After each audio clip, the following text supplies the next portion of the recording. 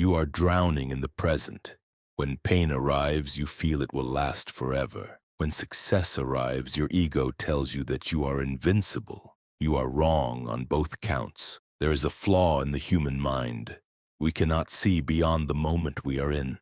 But centuries ago, a powerful king discovered a cure for this blindness. A single sentence that could crush pride and heal a broken heart.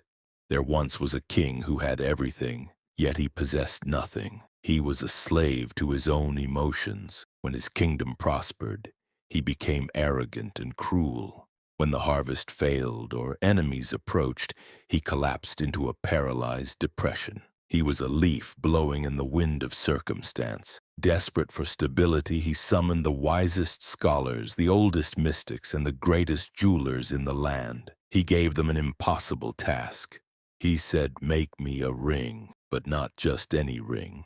I want an inscription hidden inside it, a phrase that when I am sad will make me happy, and when I am happy will make me sad."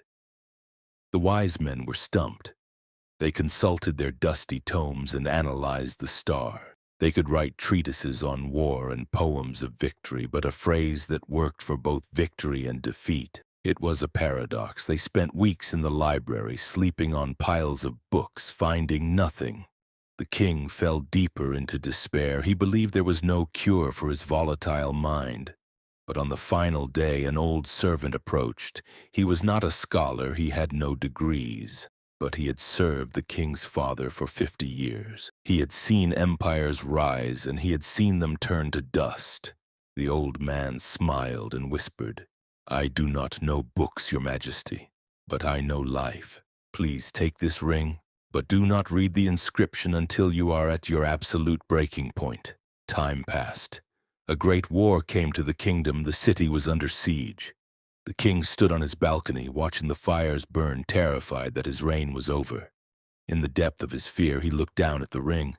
He read the 4 words etched into the gold. "This, too, shall pass." A wave of calm washed over him. He realized the terror was temporary. He rallied his troops, fought with a clear mind, and drove the enemy back. The kingdom was saved. A massive celebration followed. The people cheered. They threw flowers.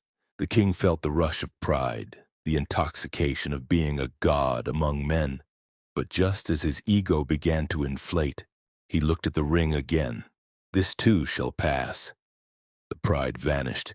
He realized his victory was just as fleeting as his sorrow. He found the balance he had searched for his entire life, not in money, not in power, but in the acceptance of impermanence. Where are you right now? Are you in the darkness? It will pass. Are you on top of the world? That too will pass. Do not let the bad moments break you, and do not let the good moments fool you. Be the observer of the storm, not the leaf in the wind. This is Chronos Story Vault, wisdom for the modern age. Subscribe for the next chapter.